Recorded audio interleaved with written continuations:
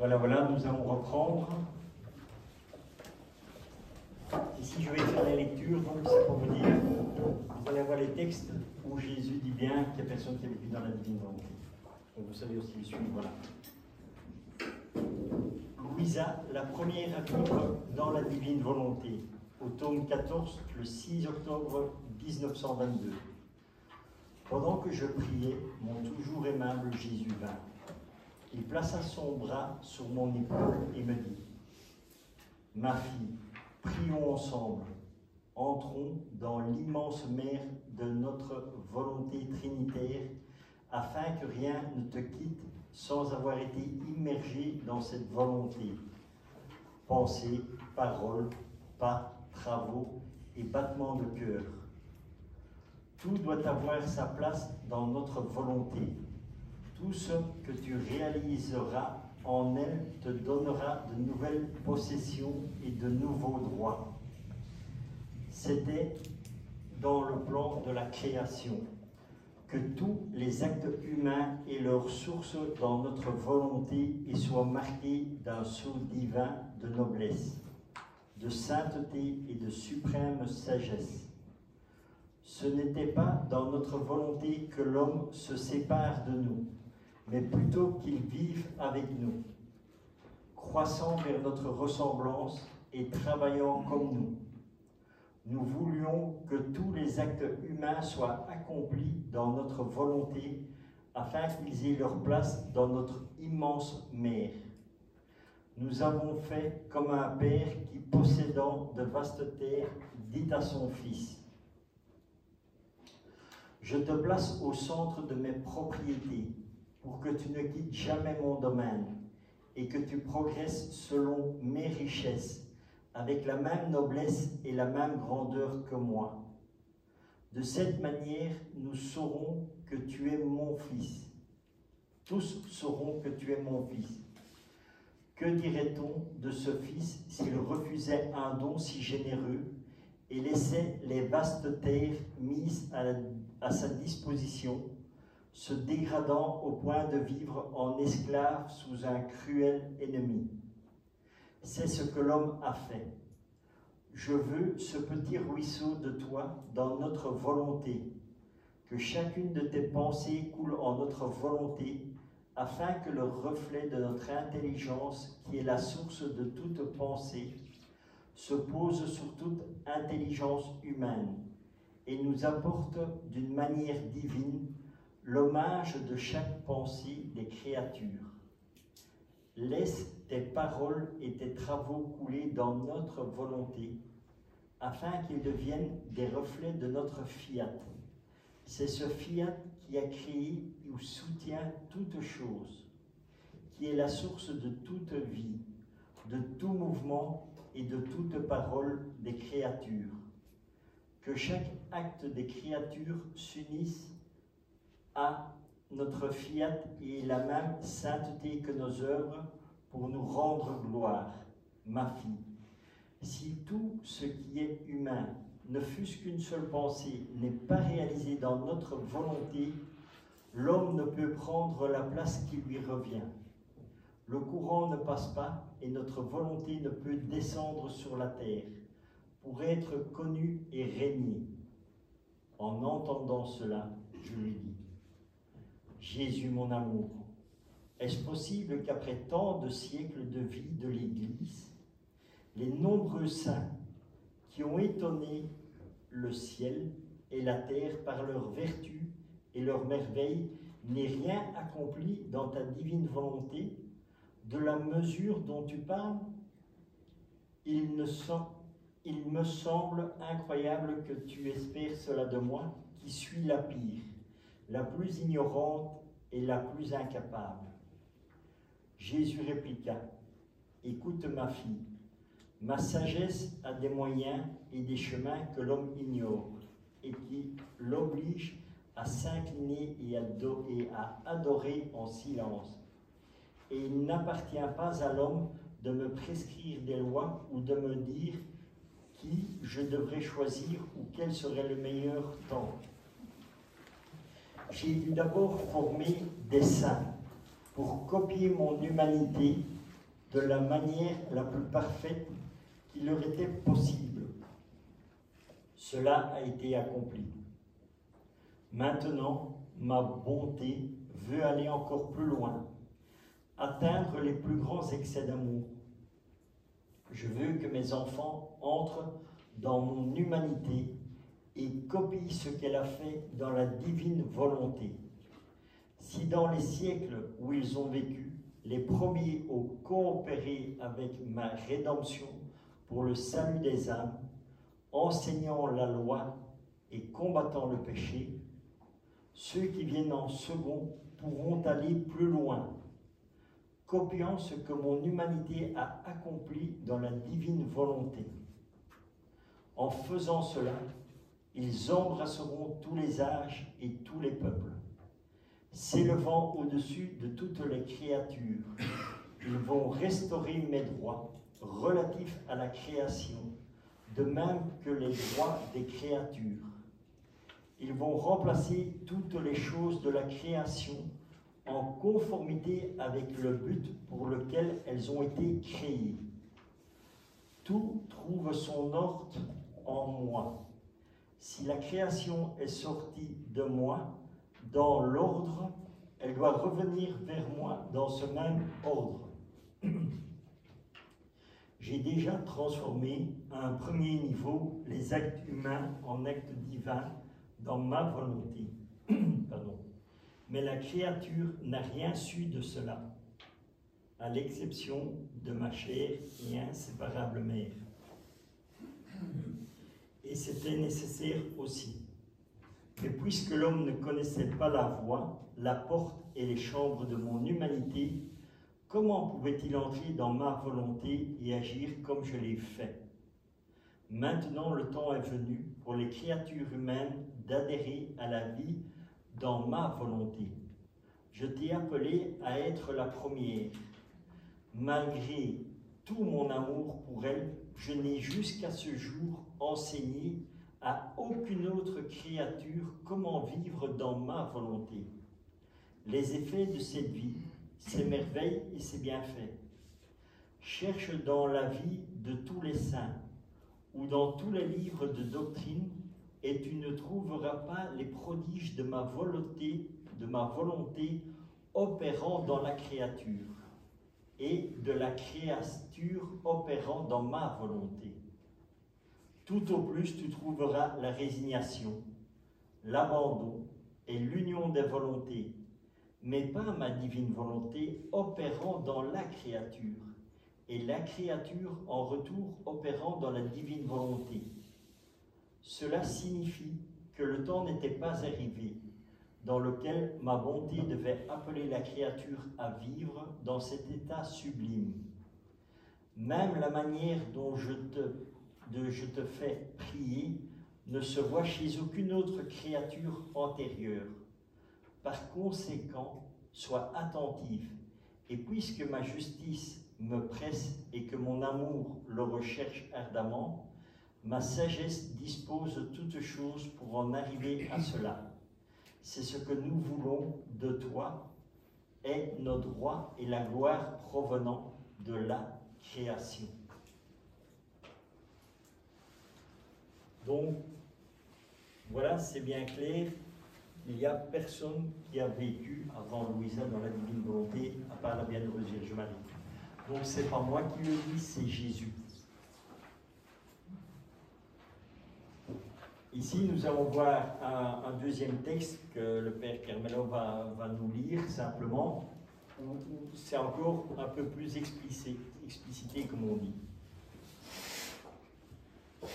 Donc, comme ça, vous avez, c'est ce que je dis, ce livre que vous allez pouvoir prendre chez vous, c'est vraiment l'ABC de la divine volonté. Donc, les réponses principales que les gens se posent, les questions comme justement, est-ce possible qu'il n'y a personne avant Louisa? Donc, vous avez toutes les réponses là dans ce livre. C'est vraiment, comme moi je dis, un petit livre de chevet pour commencer à vivre dans la divine volonté et à comprendre la divine volonté.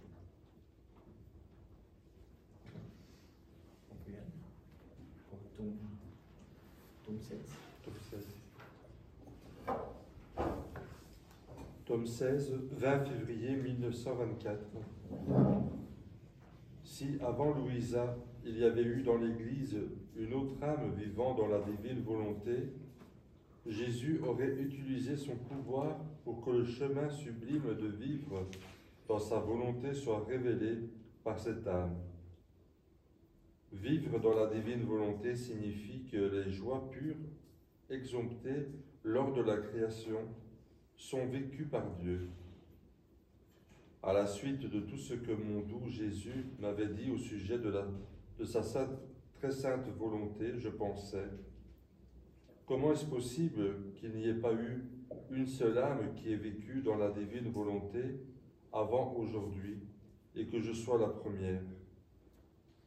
Qui pourrait dire combien d'autres personnes ont vécu avant moi d'une manière bien plus parfaite et plus active que moi? Pendant que je réfléchissais ainsi, mon toujours aimable Jésus bougea en moi et me dit : « Ma fille, pourquoi ne veux-tu pas reconnaître la grâce que je t'ai faite en t'appelant d'une façon toute particulière et nouvelle à vivre dans ma volonté ? Puisque vivre dans ma volonté est la chose la plus importante, celle dont je me préoccupe de le plus. S'il y avait eu avant toi une autre âme ayant eu la chance de vivre dans ma volonté, elle aurait eu les connaissances concernant cette vie, vécu ses attirances et connu ses bienfaits. Alors j'aurais utilisé mon pouvoir pour faire briller à travers elle la voie sublime de la vie dans ma volonté. J'aurais tenu cette âme tellement coincée qu'elle n'aurait pas pu résister à manifester aux autres tout ce que j'aurais voulu.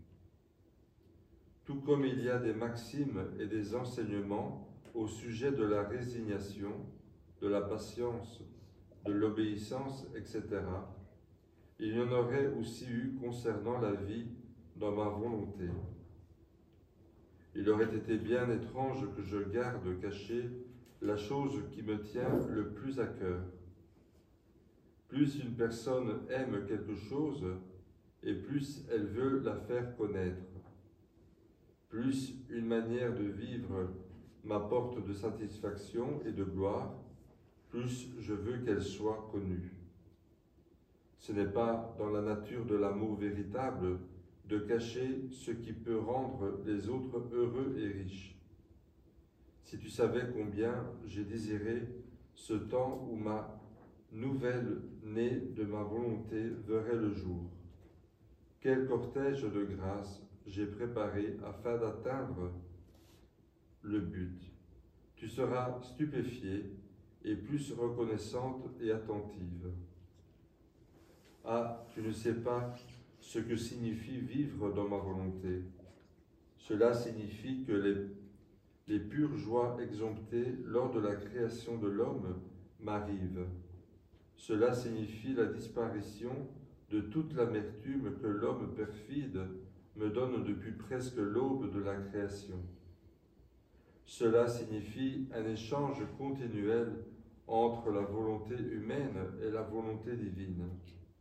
Pendant que l'âme, craignant sa volonté, vit de la mienne et que la mienne la remplit de joie, d'amour et de bien infini.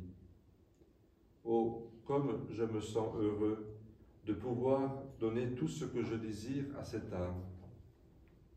Il n'y a plus de division entre elle et moi, mais une union stable dans l'action, la pensée et l'amour, car ma volonté fait le nécessaire pour tout. Ainsi, nous vivons dans un parfait accord et en communion de bien. C'était le but visé en créant l'homme, qu'il vive comme notre propre enfant et que tous nos biens soient partagés avec lui, afin qu'il soit pleinement heureux et que nous nous réjouissions de son bonheur. La vie dans ma volonté est ce qui était escompté lors de la création. avec son flot de joie et de fêtes continuelles. Et toi, tu dis que j'aurais dû garder cela caché dans mon Église. J'aurais mis ciel et terre sans dessus-dessous. J'aurais comblé les cœurs avec une force irrésistible pour que soit connu ce qu'est le véritable accomplissement de la création. Vois-tu combien je me soucie de la vie dans ma volonté? Elle place mon sceau sur toutes mes œuvres afin que toutes soient complétées.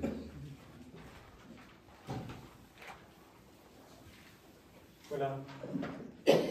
Donc ce sont deux textes principaux dans les livres du ciel qui parlent en disant que Louisa est la première à vivre dans la divine volonté. Maintenant, nous allons commencer vraiment à rentrer dans le sujet de la retraite.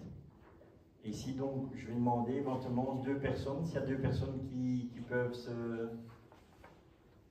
Anne-Catherine, tu veux faire une lecture? Oui, laquelle? Donc, on est au livre du ciel, au tome 23, le 25 décembre 1927. Alors, éventuellement avec Robert. Voilà, le micro. Angèle, merci, c'est gentil. Jusqu'où? Donc, tout le texte. Ok. Donc, tu lis une partie en noir et Robert, ce qui est en bleu. Attends, il va venir près de toi. Ok. Ça sera plus facile comme ça. Et voilà. Et vraiment, donc, pourquoi est-ce que je propose que l'on fait comme ceci? Comme ça vous habitue à lire. Vous allez prendre l'habitude de lire et vous allez voir que les lumières vont rentrer en vous. D'accord. La naissance de Jésus-Christ. Lorsque Dieu forma la création, il fit de sa volonté le matériau principal de toute chose. Les œuvres conçues sans ce matériau principal sont désordonnées et sans forme, fragiles au toucher et privées de tout bien. Je me sentais tout abandonné dans la suprême volonté, mais déchiré par la privation de mon doux Jésus. Oh, comme je sentais ma pauvre âme mise en pièces. Quelle déchirure sans miséricorde et sans pitié! Car celui qui peut seul guérir de si cruelles déchirures est loin et semble ne pas se soucier de celles que son amour déchire si cruellement. Mais alors que je baignais dans ma souffrance, je pensais à mon doux Jésus, qui allait sortir du sein de sa maman bien-aimée pour se jeter dans ses bras. Oh, j'aurais voulu le serrer dans mes bras afin de former avec lui de douces chaînes pour qu'il ne puisse plus jamais me quitter. Mais en pensant cela, je sentis mon pauvre esprit sortir de moi-même. Je vis ma céleste mère, toute voilée de lumière, et le petit enfant Jésus dans ses bras, fusionnés dans cette lumière. Mais cela ne dura qu'un instant, et tout disparut. Et je restais là, plus affligée que jamais. Mais Jésus revint, et entourant mon cou de ses petits bras, il me dit: Ma fille, dès que je sortis du sein de ma maman, je fixai les yeux sur elle. Je ne pouvais faire moins que la regarder, car la force ravissante de ma divine volonté, le doux enchantement de la beauté et de la lumière éclatante de mon fiat était en elle, qui éclipsait tout à mes yeux. Je restais le regard fixé sur celle qui possédait ma vie en vertu de mon divin fiat. Voyant ma vie se dédoubler en elle, j'étais dans un ravissement, et je ne pouvais détacher mon regard de la céleste reine, car c'est cette même force divine qui me contraignait à la fixer. Mon deuxième regard, je le fixais sur ce qui devait faire et posséder ma volonté. C'était comme deux anneaux réunis ensemble, la rédemption et le royaume de ma divine volonté, tous deux inséparables. La rédemption devait préparer, souffrir, agir, le royaume divin fiat devait accomplir et posséder. Tous deux de la plus haute importance. C'est pourquoi mes regards se sont fixés sur les créatures élues, auxquelles la rédemption et le royaume devaient être confiés. Car c'est ma volonté qui était en eux et qui ravissait ma pupille. Aussi, pourquoi craindre?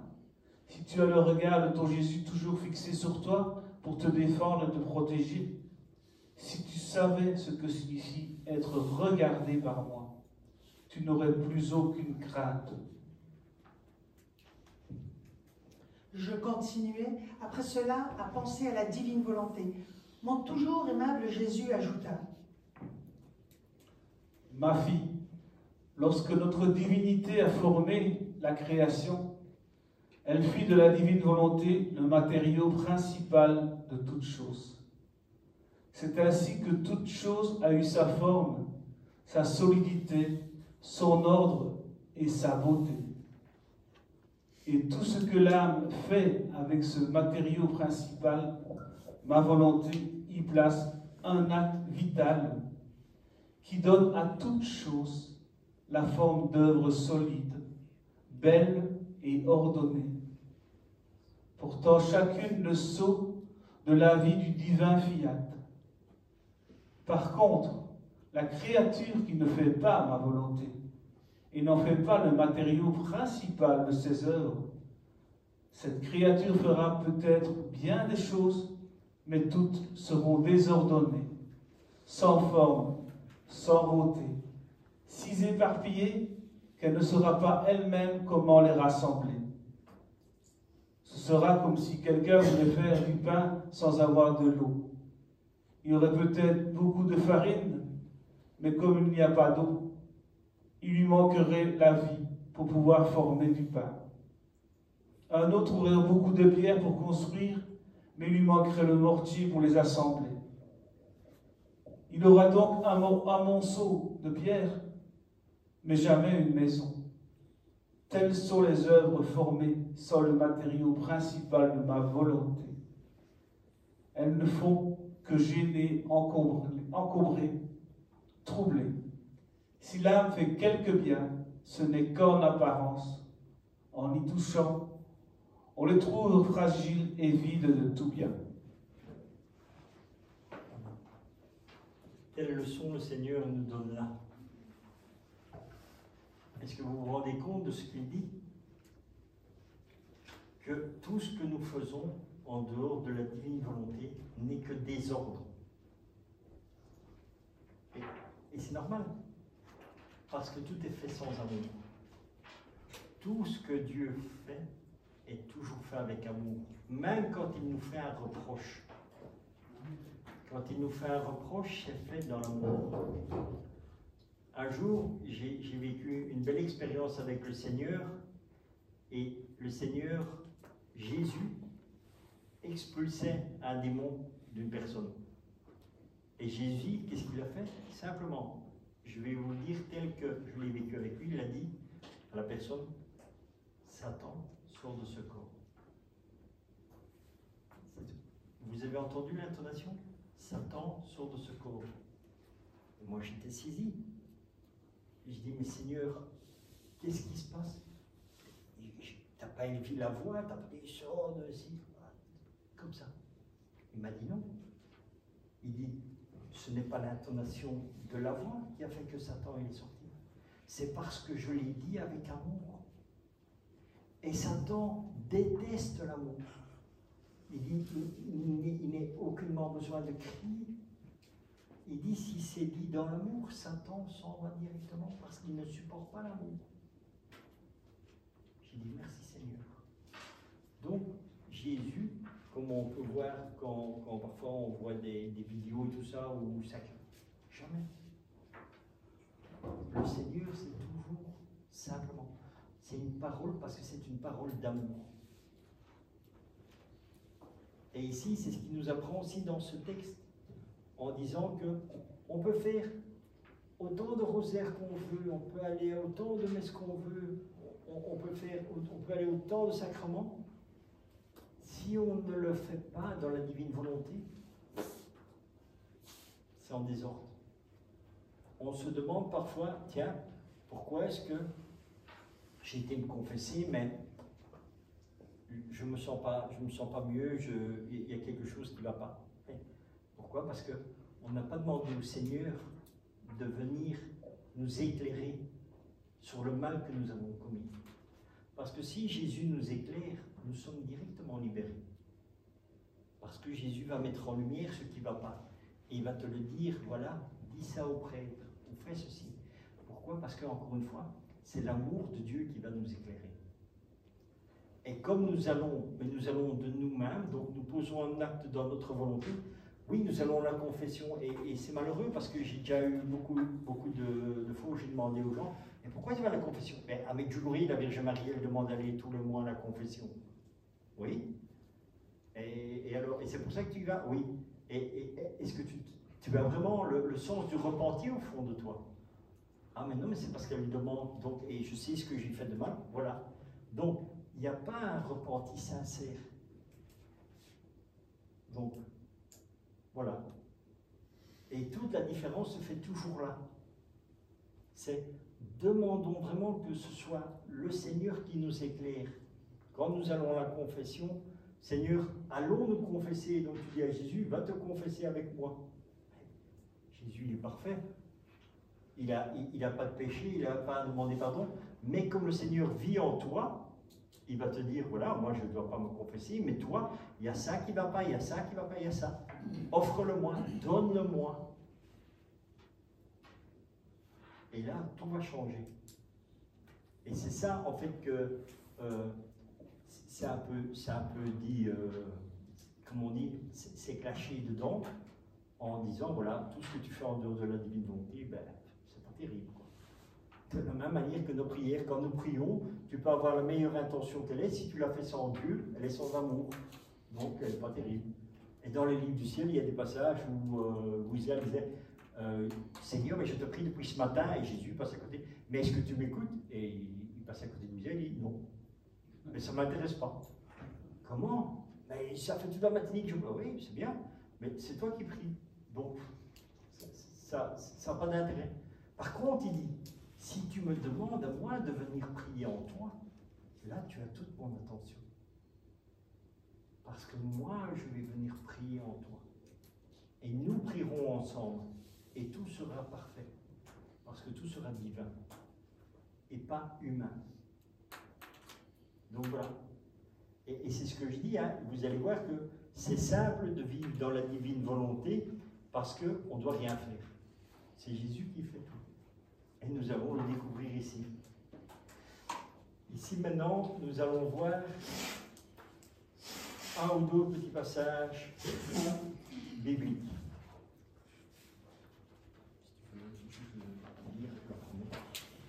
Alors, dans le Nouveau Testament, Apocalypse 3, 15, 16, « Je connais ta conduite, tu n'es ni froid ni chaud. Que n'es-tu l'un ou l'autre? Ainsi, puisque te voilà tiède, ni chaud ni froid, je vais te vomir de ma bouche. »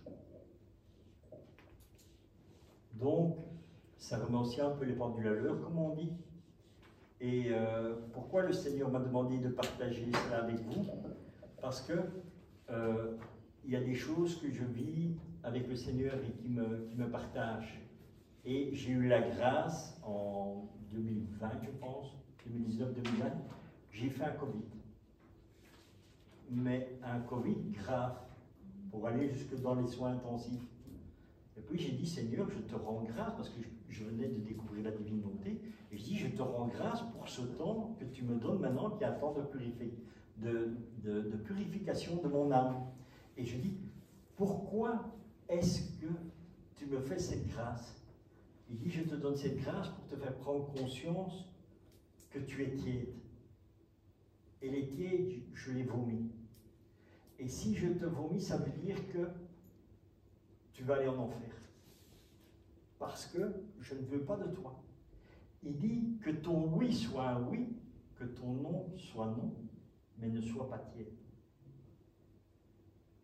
Et donc, il m'a permis de vivre cette épreuve, je lui ai rendu grâce. Pour moi, c'était vraiment un temps extraordinaire, parce que j'ai pu partager des choses avec le Seigneur vraiment très particulières.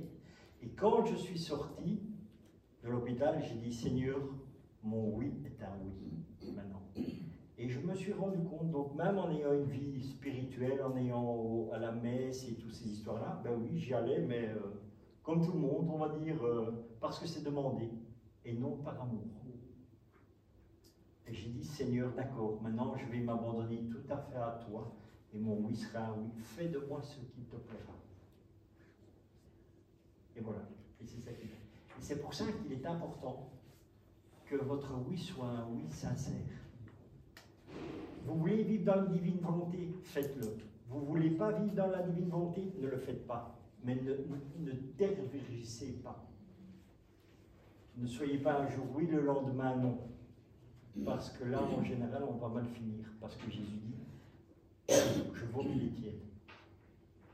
Et c'est pour ça que c'est pris aussi dans la Bible que le Seigneur me dit, prends bien ces passages-là de l'Écriture pour bien faire comprendre que ce n'est pas moi, Richard, qui dis cela. Non, non, c'est Dieu lui-même qui le dit. Parce qu'on dit toujours, Dieu est miséricordieux, Dieu est ci et ça. Oui, mais avant tout, Dieu, il est juste. Voilà. Alors, on va voir le verset suivant. Deutéronome 30, 15, 19. Alors, 30, 15. Vois, je te propose aujourd'hui vie et bonheur, mort et malheur. Je prends aujourd'hui à témoin contre vous le ciel et la terre. Je te propose la vie ou la mort, la bénédiction ou la malédiction. Choisis. Voilà. Donc, encore une fois, c'est ce que Dieu nous donne. Il dit, je te mets devant toi la vie et la mort. Choisis. Ou tu vis avec Dieu, ou tu vis avec Satan. En d'autres termes aussi, ou tu vis dans la divine volonté, ou tu vis dans la volonté humaine. Réellement, ce que les gens n'ont pas encore pris conscience pleinement, c'est que notre volonté humaine nous amène à la damnation. Mais réellement, hein, parce qu'on va dire, ah, aujourd'hui je fais ça, aujourd'hui je fais ça, je veux faire ça, ça. Et tu vas dire, aujourd'hui, ben, je vais aller une soirée, on va aller en boîte de nuit, on va aller boire un petit apéro, puis on va aller là, on va fumer un petit joint ici. Au final, tu es perdant. Tu te tues toi-même et tu vas tomber dans les commandements de Dieu et tu vas voir que tu vas tous les enfreindre les uns après les autres. Oui? Pardon, petite parenthèse, est-ce qu'aller prendre un apéro est contre la volonté de Dieu? Là, il faut lui demander. Ah, d'accord. Parce qu'il Voilà, a peut-être envie de prendre une bière aussi avec nous. Bien sûr, parce qu'il ne faut pas... c'est ce que je dis aux personnes. Vous êtes formaté à une manière de croire que Jésus est comme ça. Non, non. Jésus est quelqu'un qui est très jovial, qui aime rire, il fait des blagues. Hein. Oui. Jésus fait des blagues réellement. Hein. Et il n'était pas interdit de boire un verre. Le problème, c'est que les gens tombent toujours dans l'excès. Absolument. Voilà. Et c'est ça le problème. On ne se met pas de limite. Parce que tu vas dire, oui, que je bois un verre ou deux. Quelle est la différence entre boire un verre ou deux verres? Mais à partir du deuxième verre, moi je te le garantis, tu n'es plus maître de ton esprit. Et quand tu n'es plus maître de ton esprit, c'est Satan qui rentre. Je suis bien placé pour le savoir parce que je suis un ancien drogué. Donc tout ce qui est milieu de toutes les perversions, de tout ce que tu peux possible imaginable, je l'ai vécu. Et ça m'a amené, où est-ce que ça m'a amené? À la mort. À la mort réelle. Et Dieu, et c'est là que tu vois la miséricorde de Dieu. Autant de mauvaises choses j'ai fait, autant de mal j'ai fait aux gens, autant j'ai agressé les personnes, autant je me suis détruit. Et Dieu a eu pitié de moi et il a dit, retourne. Et le Seigneur me l'a dit clairement des années plus tard. Il a dit, si tu mourais réellement à ce moment-là, tu n'étais pas à l'endroit où tu crois. Tu étais en enfer. Et c'est une grâce, et c'est là qu'on voit la miséricorde de Dieu qui m'a ramené. Et pourquoi j'ai eu cette grâce? Parce que je n'avais pas la connaissance. je ne connaissais pas Dieu. Parce que pour moi, Dieu n'existait pas. Et c'est ça, quelque part, qui m'a sauvé. Et en général, le Seigneur, il va toujours chercher les pires pour les retourner comme une crêpe, pour en faire des témoins. Et pas des témoins dans des choses extraordinaires, hein. Des témoins pour dire, voilà, l'amour de Dieu est venu chercher la pire des personnes que tu peux trouver. Donc, c'est là qu'on voit la grandeur de la miséricorde de Dieu, mais n'oublions pas aussi qu'il y a la justice. Parce que c'est ce que je dis, quand j'ai été au ciel, il y a beaucoup de gens qui m'ont dit, oui, mais qu'est-ce que Dieu t'a reproché? Qu'est-ce que Jésus t'a reproché? Il ne m'a jamais rien reproché. Jamais, jamais, jamais. Il n'a même jamais abordé le sujet du péché avec moi. Parce que Dieu est amour. Et Dieu il a la compassion pour l'être humain. Mais par contre, quand je suis revenu ici, et qu'il m'a dit, entre dans mon église et suis le chemin comme tout le monde, quand j'ai découvert les sacrements, parce que je ne connaissais pas les sacrements, je ne connaissais pas les commandements de Dieu, quand j'ai été faire ma première confession, ah là, je peux vous assurer que j'ai dégusté. Parce que là, j'ai vu vraiment le mal que j'ai créé et le mal que j'ai fait à Dieu. Et c'est quelque chose d'insupportable à vivre. Et encore une fois, c'est là que tu vois encore la miséricorde de Dieu, c'est que lui te soutient dans cette épreuve, de te montrer comment moi j'ai détruit Jésus par toute ma vie. Voilà, la grâce qu'il m'a fait après ma confession, la pénitence que j'ai faite, j'ai vu Jésus dans sa passion. Est-ce que vous voyez, pardon, dans le film La Passion, je vous garantis que c'est beau encore comparé à la réalité. Parce que quand Dieu m'est apparu dans sa passion devant moi, ce n'était qu'une plaie vivante. Et je disais, Seigneur, mais c'est quoi? Il dit, ce sont tes péchés. C'est ce que toi, tu m'as fait. Pas ce que l'humanité a fait, hein, uniquement ce que moi, je lui avais fait. Voilà, ça c'est encore la miséricorde de Dieu. Mais alors, quelle est la différence entre la divine volonté, l'amour de Dieu et la miséricorde de Dieu?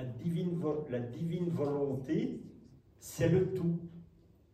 Et Dieu est quoi? Dieu, c'est quoi le principe de Dieu? La chose principale de Dieu? Voilà. Dieu n'est qu'amour. Ce n'est que de l'amour. Et dans l'amour, il y a la miséricorde, il y a la justice. Parce que dans Dieu, tout est parfait. Et la divine volonté, c'est que ta volonté, Père, soit faite sur la terre comme elle est au ciel. Au ciel, tout est parfait et Dieu veut que tout soit parfait sur la terre. Et c'est ça qu'il a demandé. Et c'est ça le décret de la divine volonté. Mais il ne faut pas s'inquiéter, hein, dans le temps de Dieu, elle est déjà accomplie. Parce que tout a été fait en un seul acte. Nous vivons dans un temps défini.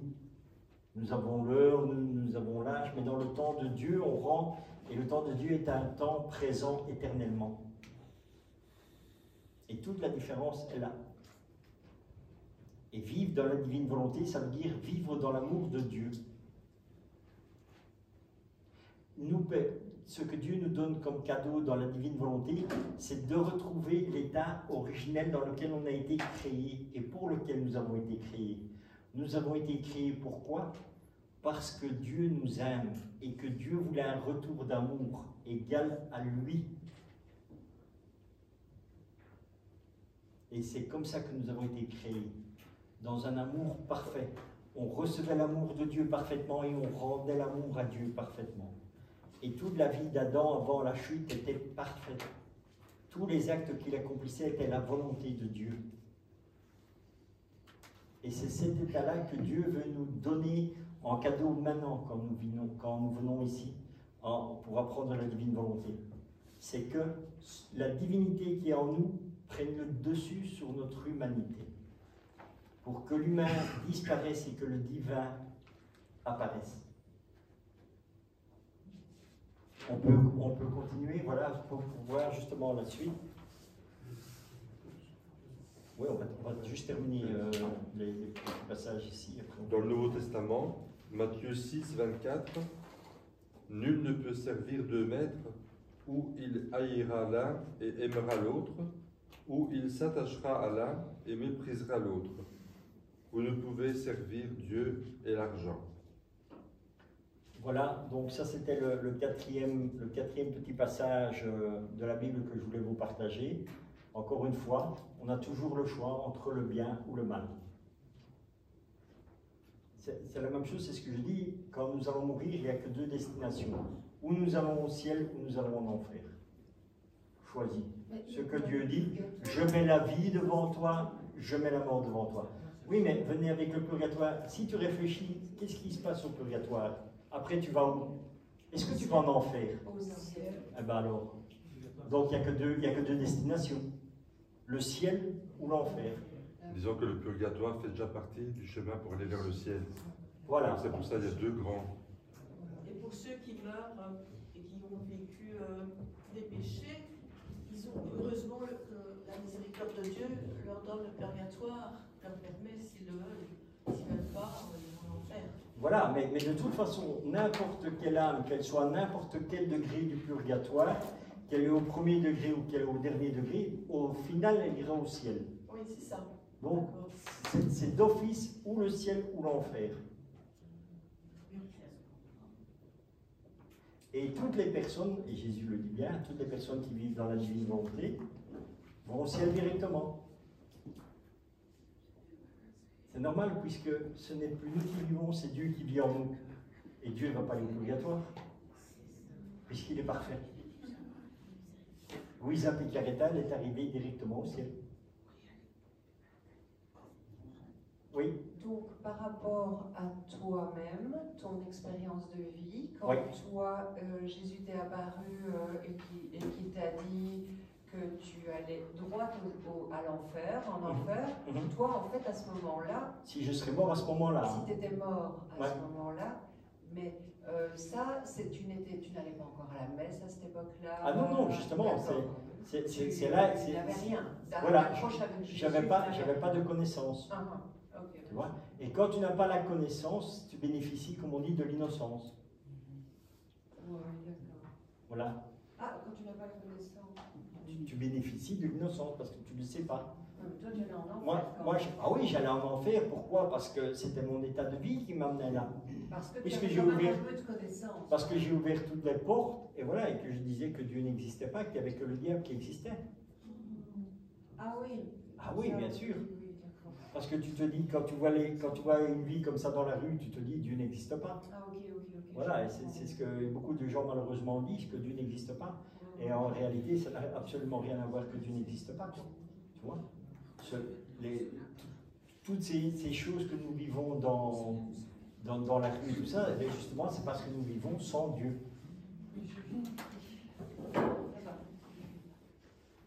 Je vous propose une petite pause et on reprend à 11h15. Merci. Moi j'aimerais bien que tu nous rappelles quand toi